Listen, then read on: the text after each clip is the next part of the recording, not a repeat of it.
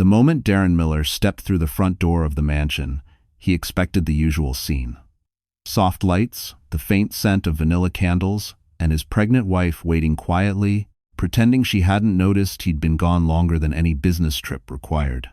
Instead, he walked into a silence so sharp it felt like stepping into a different house altogether. His suitcase slipped from his hand, landing with a dull thud against the marble floor. The Maui sun was still warm on his skin, a reminder of the week he'd spent wrapped around Zara Lane, the 26-year-old model who made him feel 20 again. He had rehearsed the story he'd tell Aubrey, something about meetings, delays, last-minute deals, lies polished enough to keep his perfect world intact. But nothing prepared him for what he found. The family portraits on the hallway wall were gone, every frame replaced with empty hooks. His office door, once always slightly open, was now locked tight with a brand new security keypad. Even the air felt different, colder, sharper, as if the house itself had expelled him. "Aubrey?" he called out, forcing his voice into a tone of bored annoyance, the one he used whenever he needed to pretend everything was under control. No answer. He walked farther in, shoes echoing across the polished floor. Then he heard its slow footsteps on the stairs. Aubrey appeared, one hand resting on her swelling stomach, the other gripping the railing for balance. But it wasn't her pregnancy that stunned him. It was her expression. A calm he had never seen on her face before. A calm that didn't look like surrender, but something far more dangerous. "What happened here?" he demanded. Aubrey met his eyes, unblinking. "Everything you thought you owned," she said softly. "You don't anymore." "Dumb?" And before Darren could speak, she added something that made the hairs on his neck stand straight. "You should sit down, Darren. What comes next will change your life." Long before the silence in the mansion warned Darren that his world had shifted, there was a different kind of silence, one that followed Aubrey Miller everywhere she went. It was the silence of a woman who'd learned to swallow disappointment so many times that her heart had forgotten how to protest. At 32, 5 months pregnant, and carrying most of the emotional weight of a marriage that never truly held her, Aubrey had mastered the art of appearing fine even when she wasn't. She hadn't always been this way. There was a time when she was vibrant, confident, designing small gardens and outdoor retreats that made clients cry with gratitude. Her work had been her pride, her identity, but when Darren said, "You don't need to exhaust yourself with these little projects anymore," she believed it was love speaking. She didn't realize he meant, "Your dreams are inconvenient for me." Still, she tried. She cooked dinners he barely commented on, attended charity events where he introduced her as "my wife, Aubrey, nothing more." And when she found out she was pregnant, she had allowed herself a moment of bliss. She pictured their baby in a warm, quiet home, pictured Darren softening, pictured them becoming a family rather than a performance. But the universe doesn't bend for wishful thinking. Instead of softening, Darren drifted farther. More late meetings, more secretive texts, more smiles meant for someone else. And Aubrey, raised by a father who believed strength meant silence, kept pretending she didn't notice. Yet, pregnancy changes a woman in ways people rarely talk about. It forces her to confront the question no one can hide from. What kind of world am I bringing my child into? And is this man capable of loving us the way we deserve? Aubrey's turning point wasn't loud. It came one morning as she stood in the kitchen, one hand on her belly, the other gripping the countertop to steady herself during a wave of dizziness. She looked at her reflection in the dark microwave door, pale skin, tired eyes, a loneliness deeper than exhaustion, and whispered, "I can't raise a child in a life where I'm invisible." It was the first truth she'd spoken aloud in years, and it was the moment something inside her began to rise slowly, quietly, but unmistakably. She didn't yet know how to fight back. She didn't yet believe she had power. But she felt a spark ignite, and once a spark appears, it will either go out or burn the whole story open. And that very afternoon, something happened that pushed her spark into a flame she could no longer hide. The truth didn't hit Aubrey all at once. It came in pieces, quiet, humiliating pieces that chipped away at her hope. It started with the unexplained late nights, the scent of a perfume, too floral to be hers on Darren's shirts, and the sudden way he guarded his phone like it held state secrets. But the moment everything snapped into clarity happened on a Wednesday morning, one she would remember like a slap she never saw coming. She was sitting at the dining table, sipping lukewarm herbal tea, trying to soothe the tightness in her chest that pregnancy sometimes brought. Her phone buzzed with a message from her friend Lily. "Are you okay? Please don't look at Instagram. Actually, look." Aubrey clicked the link. And there she was, Zara Lane, glamorous, arrogant, wrapped in a silk robe on a Maui balcony. The caption read, "Sunrise with the best company." The picture wasn't explicit, but it didn't have to be. What made Aubrey's breath vanish was the reflection in the sliding glass door behind Zara. Darren's unmistakable silhouette, his distinct watch, his hand on her waist. The comment section confirmed everything. Isn't he married? Scandal. She won. Aubrey felt something cold seep into her bones, heavier than sadness, deeper than shock. It wasn't just betrayal, it was humiliation, served to the public like entertainment. Her husband, the man she had tried so hard to trust, had allowed the world to see her as a fool before she'd even known she was one. When Darren called hours later, pretending everything was normal, she answered with a calm she didn't recognize. She let him talk, let him lie, let him stack words like flimsy cards. What surprised her wasn't his dishonesty, it was how little power it held over her now. Because betrayal, when shoved into the light, doesn't just break a woman. Sometimes it frees her. That night, unable to sleep, Aubrey lay in bed with a hand over her stomach. "I promise," she whispered to her unborn child, "you'll never feel this kind of hurt. I won't let you grow up in a home built on lies." The next morning at the clinic, as she waited for her prenatal appointment, she overheard two women whispering about the CEO caught cheating in Maui. They didn't recognize her.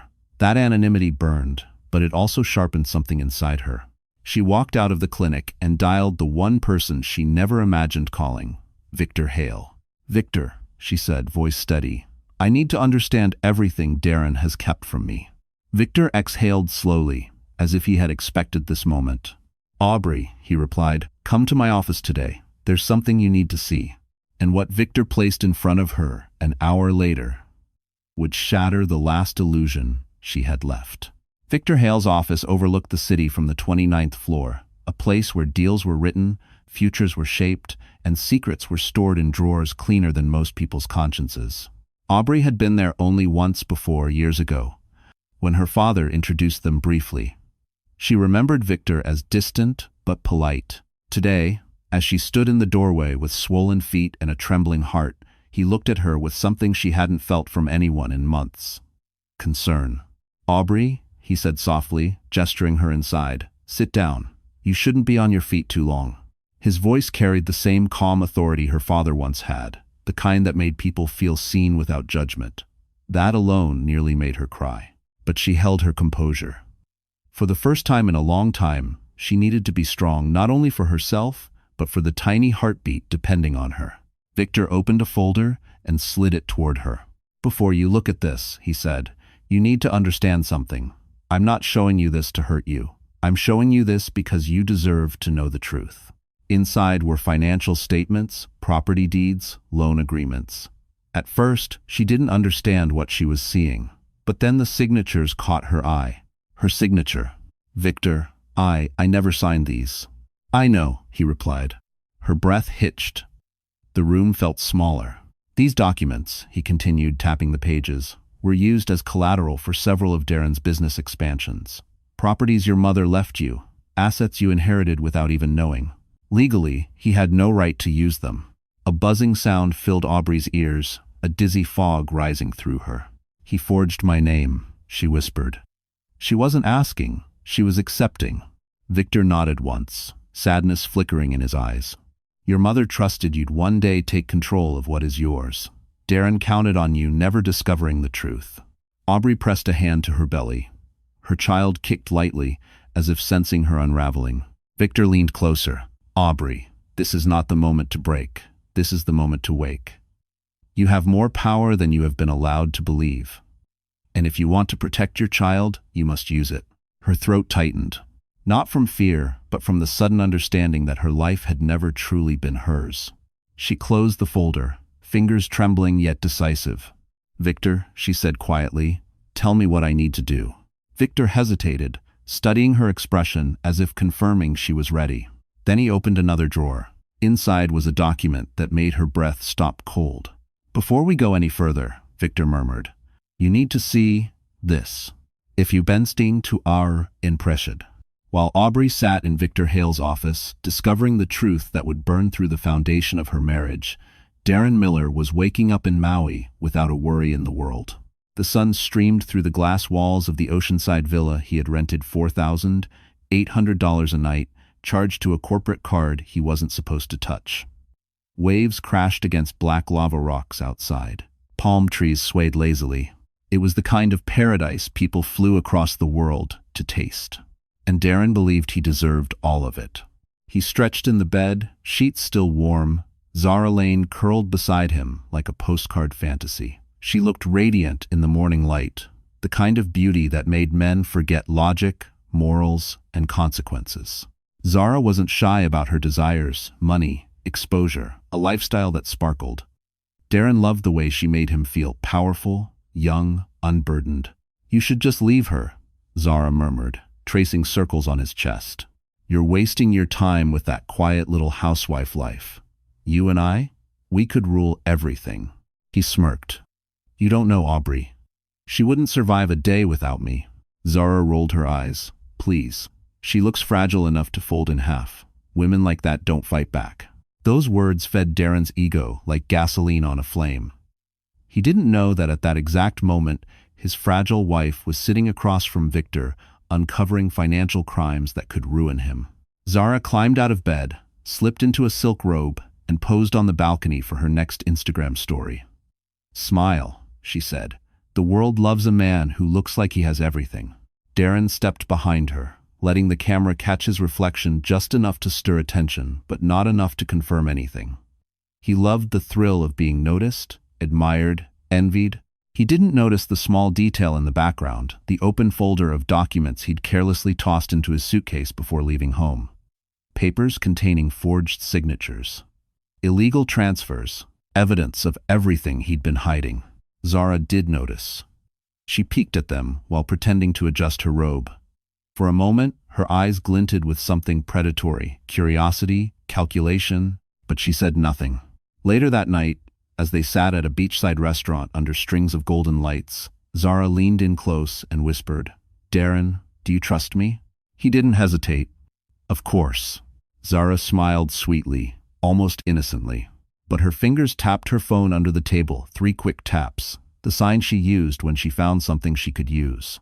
And in that moment, Zara made a silent decision, one that would soon destroy the man sitting across from her. The night after meeting with Victor, Aubrey lay awake in the dim glow of the bedside lamp. Sleep refused to come. Her mind spun with numbers, forged signatures, and the sound of Victor saying, You have more power than you know. But power felt like a foreign language to her, one she had never been allowed to speak. She shifted slowly, hand resting on her belly. The baby kicked gentle, rhythmic. A reminder that she wasn't alone. And yet the loneliness hit her harder than ever. Darren was still in Maui, still lying, still parading his betrayal under a tropical sun while she struggled to breathe under the weight of the truth. Around 2 a.m., a stabbing pain shot across her abdomen, not sharp enough to be dangerous, but enough to steal her breath. Pregnancy had never been easy for her. High blood pressure, dizziness, nights where she felt the room spin. Her doctor warned her repeatedly. Stress can harm both you and the baby. You need stability, Aubrey. Thanks for watching. If for all discreened, but how could she find stability when the man she trusted most had ripped it out from under her? She pushed herself upright, legs trembling. She walked to the bathroom and splashed cool water on her face. Her reflection stared back, pale, tired, a ghost of the woman she used to be. For a moment, tears pooled, the kind that burned before they fell. Then something unexpected happened. She didn't cry. Instead, she felt a slow, rising heat in her chest, not despair, not panic, but anger. Pure, clean anger. The kind that didn't destroy, but clarified. The kind that came from realizing she'd been protecting a man who never protected her. A man who gambled her inheritance. A man who risked her future and their child's future for an affair that meant nothing. She whispered into the quiet room. I'm done waiting for him to love me. Her phone buzzed suddenly, making her jump. A notification. At first, she thought it was from the prenatal app she used. But no, this was a message from someone she never expected. Zara Lane. A single line. You should know what he's doing right now. Attached was a photo. Aubrey's hands shook as she opened it. The image loaded slowly, Darren at a Maui bar, his arm around Zara, kissing her neck. But that wasn't the part that made Aubrey's heart stop. It was the folder on the table beside him. Her mother's documents. The same ones Victor had shown her. Zara had taken the photo intentionally. To provoke her. To warn her. Or to destroy her. Aubrey closed her eyes, steadying her breath. And in that moment, she realized Zara's message wasn't the attack Darren feared. It was the beginning of a war he couldn't possibly win. The next morning, Aubrey walked into Victor Hale's office with a steadiness she didn't fully feel. Her night had been long, sleepless, and haunted by Zara's provocative photo, but it had also given her clarity. Betrayal wasn't just a wound, now it was motivation. Victor looked up the moment she entered. "You shouldn't be moving around so much," he said, concern etched across his features. "I'm fine," she replied, lowering herself into the chair with slow, careful movements. "We need to talk next steps." For a moment, Victor simply studied her, as if seeing a different woman from the one who had sat trembling before him 2 days ago. "All right," he said at last, sliding a stack of documents toward her. "Then let's begin." And Telphis. The plan unfolded piece by piece, each detail more shocking than the last. Darren had used her inheritance to secure several major loans. Loans he would default on if those properties were reclaimed. Legally, Aubrey had the right to pull every one of them back. It wouldn't just inconvenience him, it would destabilize his entire empire. But that wasn't the part that stunned her. Victor revealed a second folder. Inside were emails between Darren and his financial advisor, discussing contingency plans for after the assumed divorce plans that included moving large amounts of money into offshore accounts, leaving Aubrey with nothing but a polite settlement. He planned to walk away, Victor said softly, and take everything. Aubrey inhaled sharply, hand instinctively moving to her stomach. She felt the baby flutter, a small reminder of the life she had to protect. "He really thought I wouldn't find out," she whispered. "He counted on you never fighting back," Victor added. There was silence, thick, electric, decisive. Aubrey straightened her shoulders. "Then let's show him he was wrong." Victor nodded, admiration flickering across his features. "We'll file the petition to reclaim your inheritance under emergency protection. Once approved, Darren will lose access to every asset tied to your name." "And the house?" she asked quietly. "That too. Go I. I would have why. Go I would have whined." Aubrey closed her eyes for a moment. She had built memories in that house, but she could no longer let sentiment shackle her future. When she opened her eyes again, they held something new. Resolve. Fire. A version of herself she didn't recognize but desperately needed. Victor leaned forward. "This will hit him harder than anything else. Are you ready for that?" Aubrey exhaled slowly. "I'm ready for the truth, whatever it brings. If you compound scase of dough." Victor slid one last document across the table for her to sign. But just as Aubrey picked up the pen, his phone buzzed. He glanced at the screen, and his expression changed instantly. "Aubrey," he murmured. "What is it?" Victor swallowed, eyes narrowing. "Darren just found out. And he's on the next flight home." Aubrey's hands trembled slightly as she stared at the final document Victor had placed before her. It was deceptively simple, just a few paragraphs, a few legal terms, a signature line. Nothing about it hinted at the earthquake it was about to unleash. Yet she knew the moment she signed, nothing in her life would ever return to the version she once knew. Her mother's name was printed at the top. Seeing it again made Aubrey's throat tighten. The woman she'd lost years ago was still protecting her, even from beyond the grave. It felt like a hand gently resting on her shoulder, urging her forward. "You don't have to rush," Victor said, though his eyes carried urgency. "But this is the safest way to shield your assets before Darren attempts to move anything." Aubrey inhaled slowly.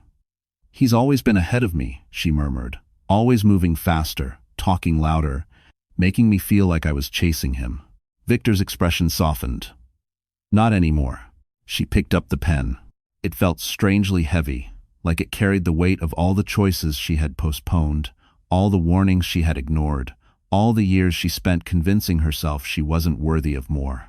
She thought of the nights she waited for Darren to come home, the whispered excuses, the moments she questioned her own intuition, the way he diminished her dreams until she nearly forgot she had any. It all led here. She lowered the pen and signed her name, Aubrey Miller. Her signature looked different, sharper, more certain, as if even the ink understood she was done living quietly. Victor released a breath he'd been holding. "It's official," he said. "You've taken back everything he stole." For a moment, Aubrey felt light. Not joyful, no, not yet, but unburdened, as if something tight around her ribs had finally loosened. "I should feel scared," she admitted softly. "Strength can look a lot like fear at first," Victor replied. "You'll get used to it. It's machinal." She managed a faint smile. Her hand drifted to her belly, feeling another small kick. "I'm doing this for both of us," she whispered. Before Victor could respond, his assistant burst into the office without knocking. A woman, usually calm, composed, and borderline unshakable. Today she looked pale. "Mr. Hale," she said, voice trembling, "you need to see this." Victor moved to the computer as the assistant pulled up a news alert. Aubrey watched his face shift from confusion to concern, to something much darker. He turned slowly toward her. "Aubrey," he said carefully, "you're not the only one making moves today." She frowned. "What do you mean?" Victor hesitated. "Darren just filed an emergency petition of his own, and he's accusing you of fraud. The flight from Maui to Manhattan landed 15 minutes early, and Darren Miller stormed through the airport like a man whose throne had been stolen. He ignored Zara's frantic texts, ignored his assistant's warnings, ignored the anxious voicemail from his financial advisor. All he cared about was getting home and confronting the woman he believed he still controlled. Anger pulsed through him as he sped along the highway, the city skyline rising like steel teeth ahead. How dare Aubrey freeze his accounts? How dare she tamper with properties he built, at least in his mind, with his own hands? How dare she embarrass him? By the time he pulled into the driveway, rage had crystallized into something sharper. Entitlement. He slammed the car door and stormed inside. The house didn't greet him. It stared back, cold and stripped of warmth. Picture frames gone, drawers emptied, locks changed. The silence was nothing like the peaceful quiet he once dismissed. It was heavy, deliberate, hostile. "Aubrey." His voice cracked through the space. No answer. He moved faster, throwing open doors, slamming cabinets, flipping light switches. Every room felt foreign, like a museum exhibit of a life he used to own. Upstairs, he heard faint movement. He followed the sound and found Aubrey standing near the bedroom window, one hand on her belly, the other holding a stack of papers. She looked calm, too calm. "What the hell did you do?" he demanded. She turned slowly. "I protected myself. You stole from me. You forged my signature," she said, her tone steady, almost eerily controlled. "Everything I did today was legal. Everything you did for the past year wasn't." Darren's face twisted. "You think anyone will believe you? I'm the one with power here, Aubrey, not you." She didn't flinch. Not anymore. For a moment, Darren's confidence wavered. Just a flicker, but it was enough to show the truth. He wasn't angry because Aubrey fought back. He was terrified because she finally could. "You filed a fraud petition against me?" she asked quietly. He smirked. "Of course, and the courts will side with me. They always do." Aubrey took a step closer, her breathing steady. "I don't think you understand how much trouble you're in." Darren scoffed. "The only trouble I see is you making a fool of yourself. And trust me, sweetheart, when this is over, you'll crawl back begging for my help." Aubrey looked at him then, really looked. And for the first time in their marriage, she saw a small man hiding behind a large shadow. She placed the papers on the table beside him. "Read those," she said softly, "then tell me again what you think the court will do." Darren grabbed the top document, irritation etched into every movement until his eyes scanned the first lines. His face drained of color, because what he held in his hands was a legal notice that could dismantle his entire empire overnight.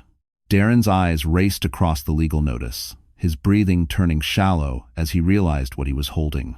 The document was a formal declaration of asset reclamation, signed, sealed, filed, and fully enforceable. Every property tied to Aubrey's inheritance was now legally removed from his control. His loans would collapse, his liquidity would crash.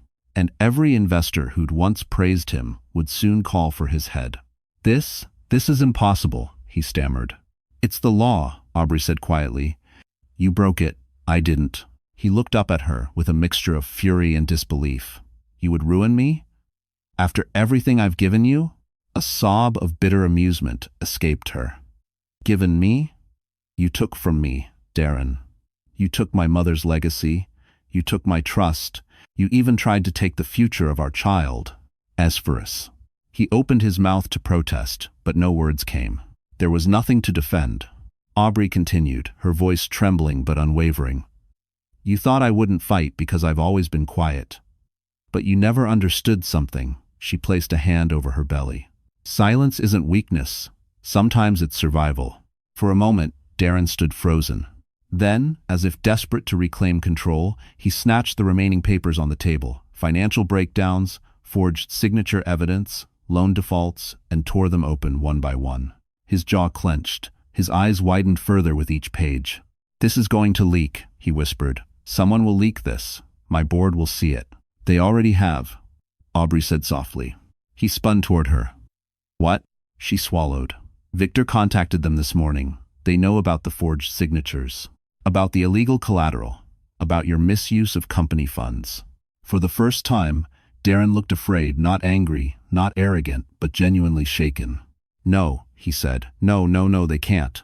They can, Aubrey replied, and they will. His phone began vibrating uncontrollably on the nightstand, call after call from his investors, his CFO, his legal counsel. Darren stared at it, unable to pick up, unable to breathe. This isn't happening, he muttered. This isn't. It is, Aubrey said gently, and it's happening because of your choices, not mine. He stared at her with a hollow, haunted expression, as though seeing her for the first time, not as the compliant wife he'd shaped, but as a woman he had vastly underestimated.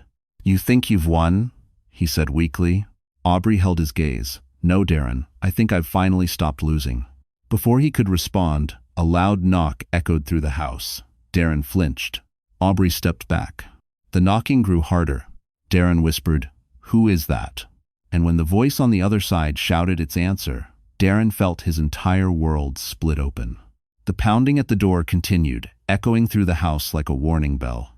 But before Aubrey could even process what was happening, her mind did something unexpected. It drifted backward, straight into the years she had spent swallowing pain in the very walls, now shaking under the force of someone demanding entry. It was strange how trauma worked. Sometimes it didn't appear in the moment of crisis, but in the moments right before truth arrived. She remembered her first year of marriage, back when she still believed love meant enduring. Darren would come home late, claiming he was building their future, and she would reheat dinner 3 times, praying he'd walk through the door, smiling. When he finally arrived, irritated and exhausted, he'd push her cooking away and say, "You should have known I'd already eaten." She remembered how she stopped setting the table after that. She remembered planning a small getaway for their anniversary, a quiet cabin, a lake, something simple but meaningful. Darren canceled the night before, claiming an urgent meeting. She later learned he had gone out with colleagues for drinks at a Michelin star restaurant she'd always wanted to try. He never apologized. He laughed it off. "You're too sensitive." She remembered the first time she told him she wanted children. He had kissed her forehead, said yes, then made excuses for 2 years until she stopped asking. She remembered how he mocked her work, called her passion projects cute little hobbies, how he encouraged her to quit, how he reshaped her life into one that revolved around him while he revolved around no one. And most painfully, she remembered the night she told him she was pregnant. She had imagined him lifting her off the floor, spinning her around, crying tears of joy. Instead, he merely nodded and said, "We'll make it work," as if she had informed him the dishwasher was broken. That was when she learned excitement could die in silence. All those moments, all those small deaths had built the foundation for this very day. And now, as the pounding at the door grew louder, Aubrey felt something she hadn't felt in years. Courage? Darren, however, felt something else entirely. Panic. Pure, unfiltered. It vibrated through him with every knock. "Are you going to open it?" Aubrey asked quietly. He didn't answer. His breathing quickened. His eyes darted around as if looking for a place to run. The pounding stopped. Silence. Then a voice shouted through the door, strong and authoritative. "Darren Miller, open the door. We have a warrant." Aubrey's heart pounded once, just once, before settling into a calm she didn't recognize. Darren stepped back, shaking. And when the door finally swung open, the person standing there wasn't just there for Darren. They were there with news that would change everything for Aubrey too. The doorway flooded with harsh morning light as two federal officers stepped inside. Darren stumbled backward, his bravado evaporating as fast as his color. The lead officer, a tall man with a clipped tone, held out a stack of documents. "Mr. Miller, we need to speak with you regarding financial misconduct, forged documents, and misuse of secured assets. You're not under arrest yet, but you are required to come with us for questioning." Darren choked on his words. "This is a misunderstanding. My attorney, my board, they'll handle this." The officer didn't blink. "Your board is the one who asked us to intervene." Aubrey watched the scene unfold with an eerie calm. The chaos felt distant, almost muted, as if she were standing behind glass. Maybe it was shock, or maybe it was something else, a strange sense of closure brushing the edges of her fear. "Is this because of her?" Darren snapped suddenly, pointing at Aubrey. "She's trying to destroy me. You have no idea who she is. She's lying. She's manipulating." The officer cut him off. "We reviewed the documents. The signatures you used are inconsistent with Mrs. Miller's confirmed records. We have handwriting analysts, notarization logs, timestamps. Mr. Miller, this is serious." Darren's mouth opened, but no sound came out. Aubrey couldn't help noticing the irony. After years of shouting over her voice, Darren now had nothing to say. Her hand drifted to her stomach, soothing the baby who seemed to shift anxiously beneath her ribs. She whispered internally, "We're okay. You're safe."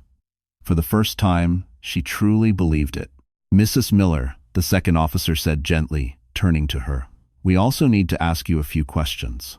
Not as a suspect, please understand that, but as someone whose assets were misused. You're the primary victim in this investigation." The word victim stung, but not in the way she expected. It didn't make her feel weak. It made her feel seen. "I'll cooperate," Aubrey said quietly. "Whatever you need." "Hissy." Darren's expression hardened, desperation melting into bitterness. "You think this makes you strong?" he hissed. "You think they care about you? When this blows over, you'll come crawling back." Aubrey met his eyes, and for the first time, she didn't look away.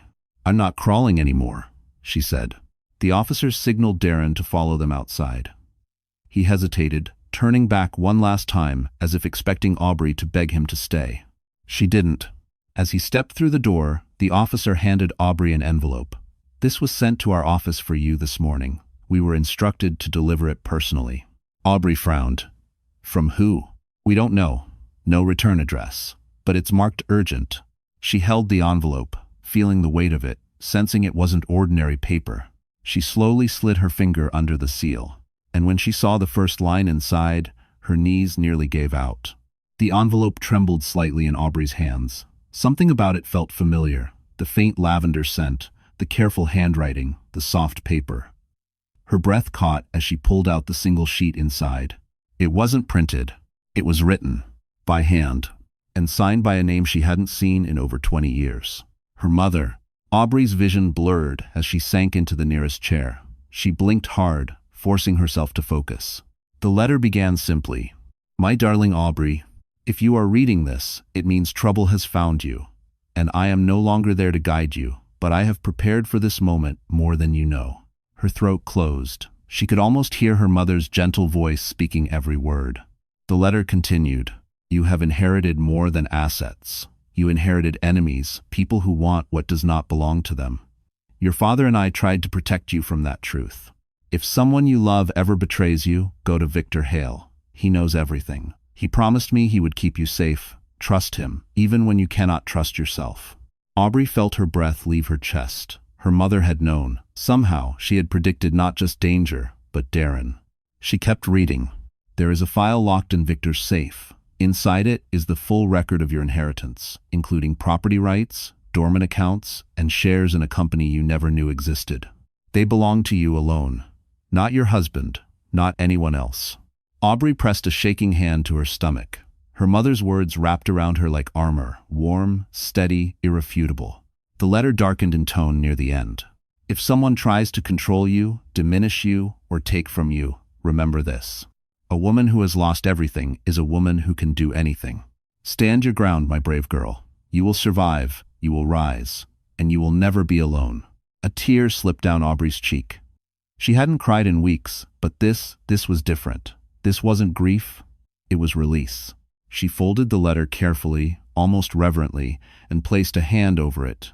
A connection across time. A reminder she wasn't as lost as she believed. Just then, Victor burst through the front door, breathless. "Aubrey, are you okay?"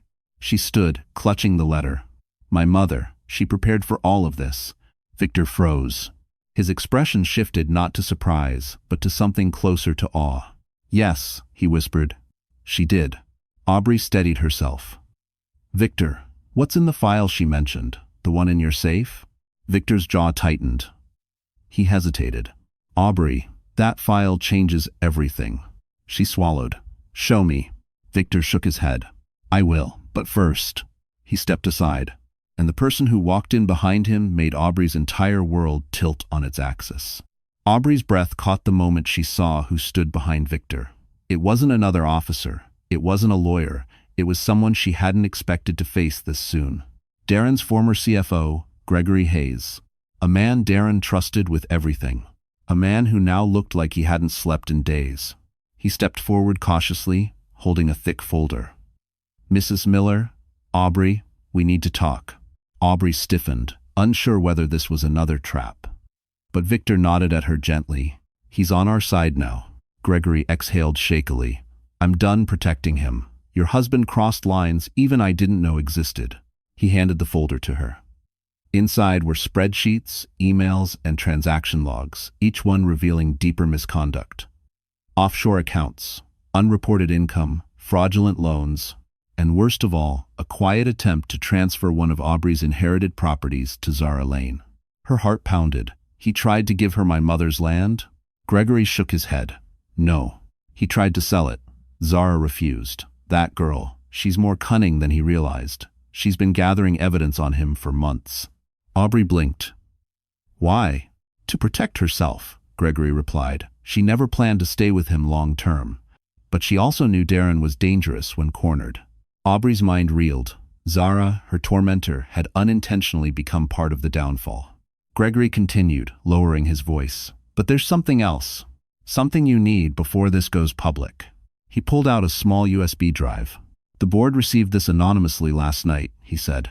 "It contains audio recordings of Darren admitting to forging your signature. And other things." Aubrey looked at him sharply. "Other things?" Gregory nodded grimly. "Threats. Plans to discredit you, to take full custody if you tried to leave, to paint you as unstable during pregnancy." Her stomach twisted. She felt her baby shift, as if responding to her fear. Victor placed a steady hand on her shoulder. "This is more than enough to protect you." But Gregory wasn't done. "There's one last thing," he said, voice trembling. "Something I think you should hear." He pulled out his phone, scrolled, and pressed play. Darren's voice filled the room, cold, cruel, unmistakably him. "I built everything. She's nothing without me. Once the baby's born, I'll make sure she has no rights. She should be grateful. I don't throw her out sooner." Aubrey felt a cold tear slide down her cheek. It wasn't heartbreak. It wasn't shock. It was the death of any remaining guilt she had for destroying the man who had destroyed her piece by piece. She inhaled deeply, letting the truth settle into her bones. "Thank you," she whispered. Gregory nodded, relieved. "There's more, and it's time you hear it." But before he could reveal the rest, Victor's phone rang sharply. He answered. His face changed instantly. He turned to Aubrey. "It's the board. They've taken action. And Darren, he just lost everything." The news hit Darren like a physical blow. Board vote, unanimously passed. Emergency removal, effective immediately. CEO position, terminated. All access, revoked. The empire he'd built on charm, manipulation, and borrowed resources collapsed faster than he ever believed possible. His phone vibrated non-stop, angry investors, abandoned business partners, reporters sniffing blood. But none of it mattered now. The power that once cushioned his arrogance had vanished in a single morning. And all he could think about was Aubrey.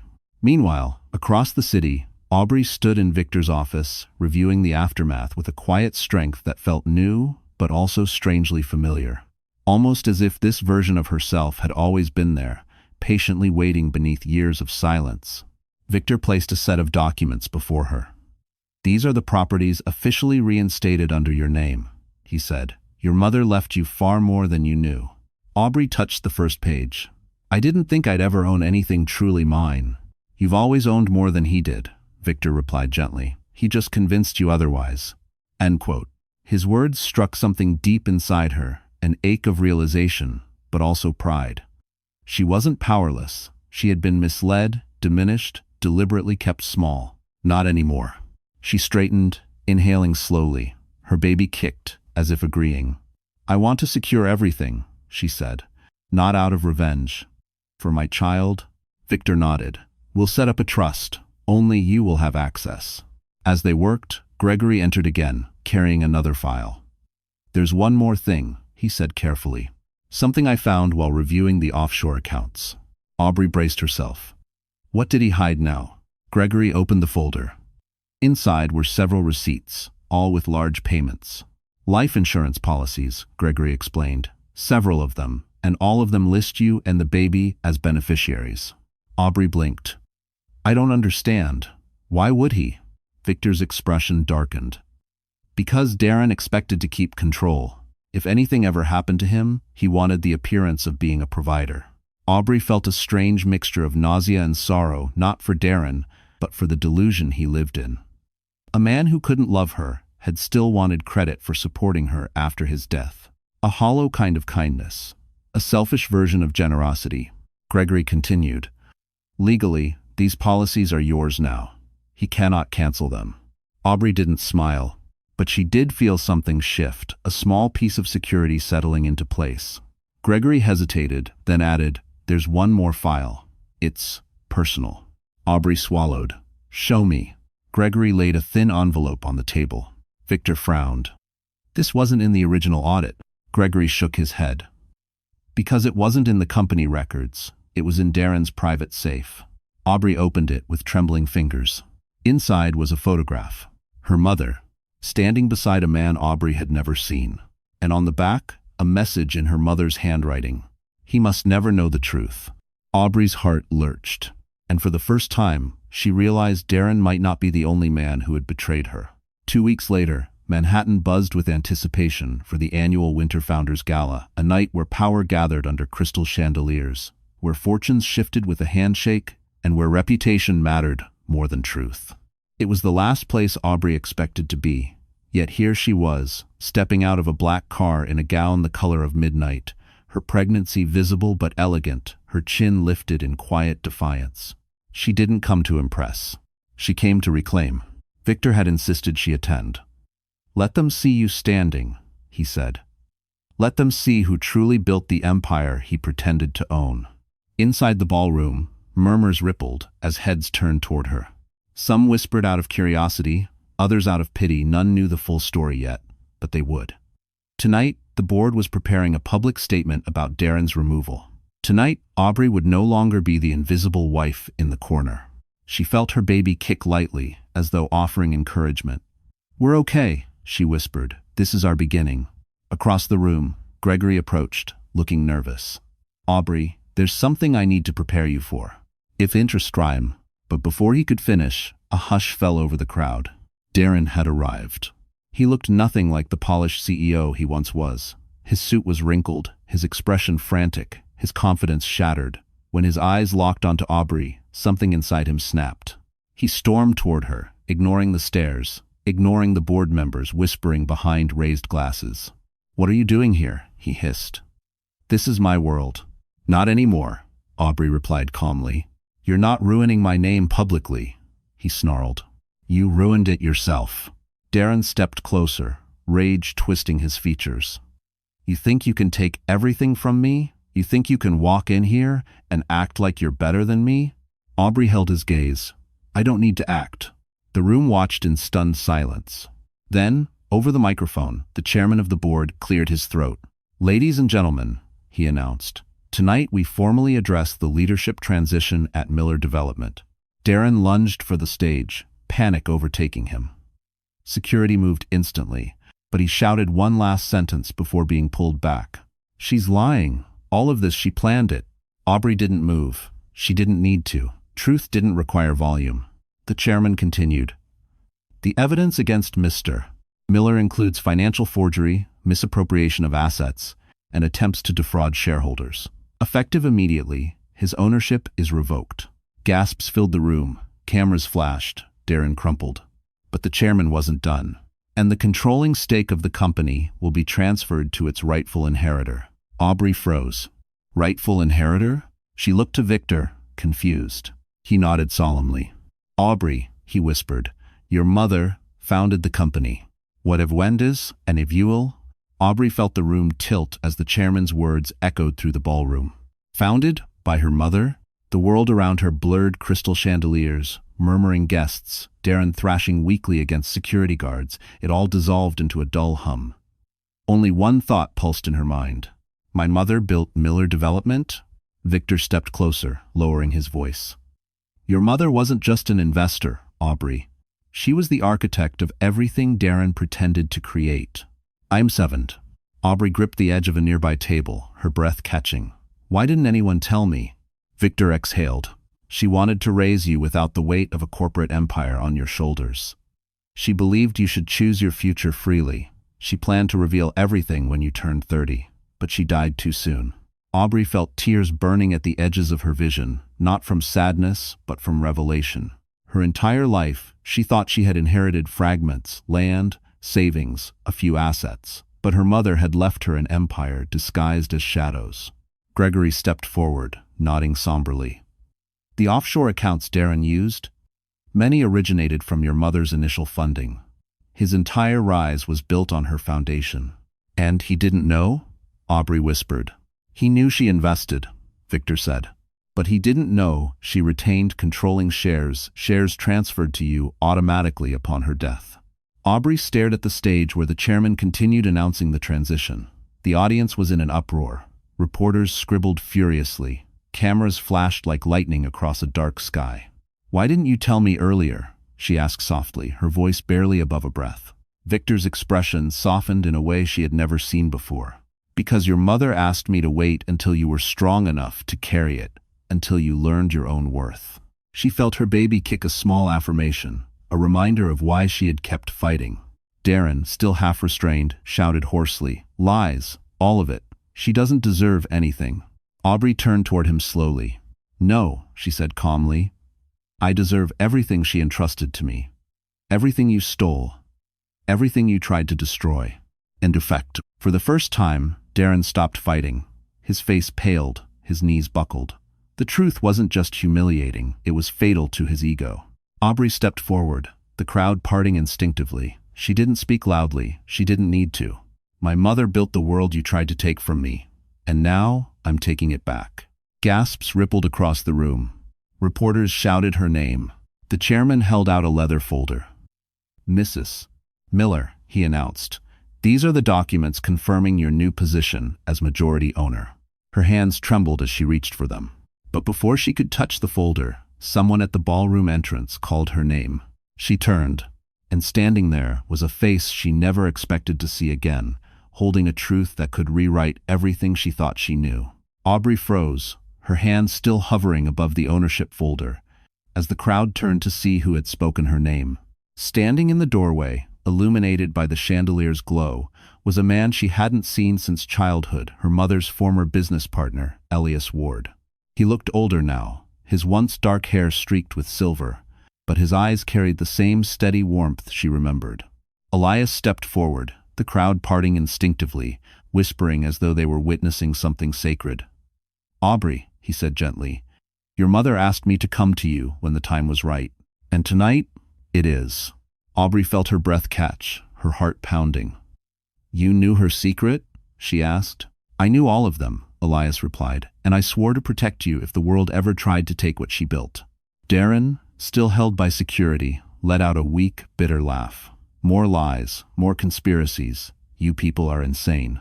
Elias didn't even look at him.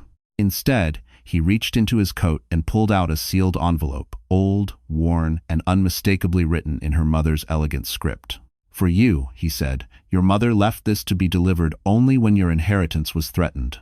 Aubrey took the envelope with trembling hands. Before she could open it, Elias continued, "Your mother wasn't just the founder. She built the company on principles Darren never understood. Integrity, fairness, vision.